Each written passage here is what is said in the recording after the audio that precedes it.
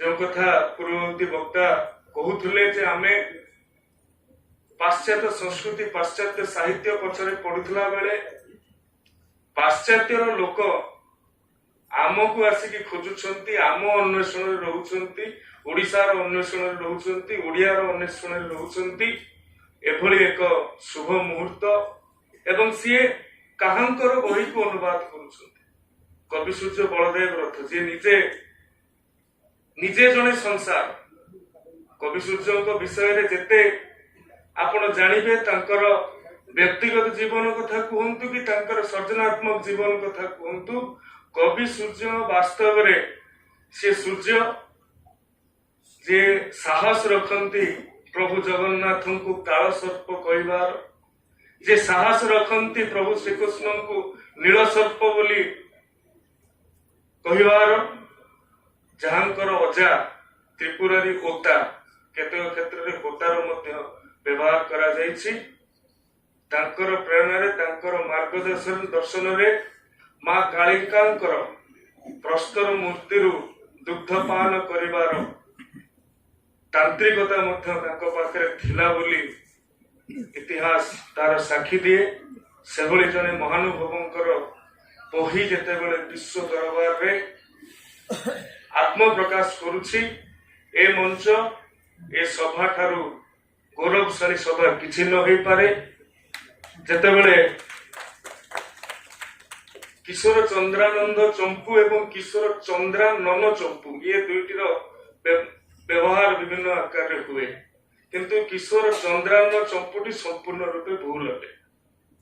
किशोर चंद्रंक सहित आनंदर मिलन भूमि सहित भूमार मिलन होई जेमिति दूर दिग्बलय सुंदर देखा जाए सेमिति श्रीकृष्ण सहित राधांकर मिलनटाकू एते सुंदर भाव रे करू क्ष पर्यंत 34 ता भितरु मोरे से मिलनर पर्वटी को संपूर्ण भाव रे से रचना करथिले एवं आश्चर्यजनक भाव रे क्षरे तार क्षमा प्रार्थना भी करथिले जदि कोटी दोष त्रुटि होछि प्रभु हमको क्षमा कर तो मु आश्चर्यजनित हो जाइथिली ये पाश्चात्य पंडित डेविड लेनेन केमिति याकू इंग्रजी रे अनुवाद करथिले यदि क गीतर आपण लक्ष्य करंती की हेला रे कही तो नुह भारती रे कालीजा दूररू देखी कलना कला मो आखी कला इंदिवर आरती रे ए कला इंदिवर आरती रो दुई प्रकार कथा दुई प्रकार बोध अनेक पुस्तक रे रचित हेछे किंतु एठी डेविड बाबू जो कथा कहिसंती निश्चित भाव रे से ताहाकू कला इंदिवर केते जगह रे कुआ जायछि हेउछि कला बा नीलकई आ कला इंदिवर केते जगह रे कुआ जायछि जे नीलकई कृष्णकर चमकरे आरती रे आत्तरे पळै आछि लेखिकार जेठी जे लेखक अछंती से कथा ठीक भाव रे बुझिसंती एवं जो बहिटी एबे स्वल्प समय धरी हाथ रे थिला देखिथिले भलो लिखिसंती व्हाट हैपेंड ओ friend can not be expressed in words yesterday I saw from afar a dark blue lotus at rest Indeevar भी पद्म होई पारे इंदिवर भी गई होई पारे इंदिवर भी पद्म होई पारे जो कथा कहउथले प्रोफेसर जे गोटे रचनार विभिन्न बोध होई पारे से कथा को मध्य इंग्रजी रे प्रकाश करिसंती आ गोटे कथा मते अत्यंत आमोदित करिछि जे खराब तू हेलु रे खेललोल खंजना की किसाहस कोलु रे खर्ब होई सुरतरु कुसुम बांछिलु रे खराब तू हेलु रे ए जो खेललोल खंजना की मते बुझिबा को आगे समय लागितला मोर से समय जने अध्यापक को फोन करथिले के खेललोल खंजना किला कोन से मते बुझैथिले जे खेललोल खंजना किला खंजना की गोटे खंजर चढ़ई आखि एवं खेललोल अर्थ क्रीड़ा रे मग्न थिबा चढ़ई आखि ए कथा अध्यापक महोदय मते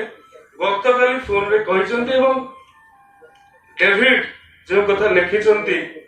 you became Vikhe O sportive खंजन आखि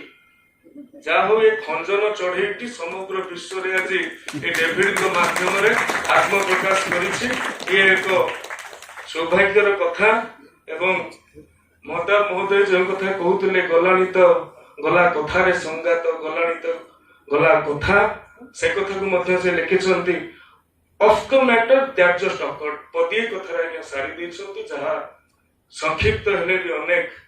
ବୋଧ ବ୍ୟକ୍ତ କରୁଛି। ତେଣୁକରି ପଣ୍ଡିତ ଗୋପବନ୍ଧୁ ଦାସ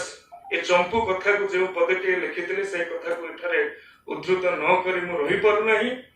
ଉଦ୍ଧୃତ କରି ବାଣୀକୁ ମୁଁ ବିରାମ ଦେବି। କୃଷ ଧରି ଋଷିକୁଲ୍ୟାକୁ ପରସି ଆସିଥିବ ଯେବେ ପବମାନ,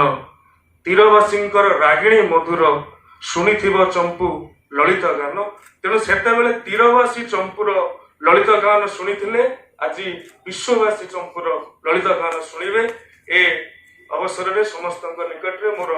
କୃତଜ୍ଞତା ଜ୍ଞାପନ କରି ବାଣୀକୁ ବିରାମ ଦେଉଛି।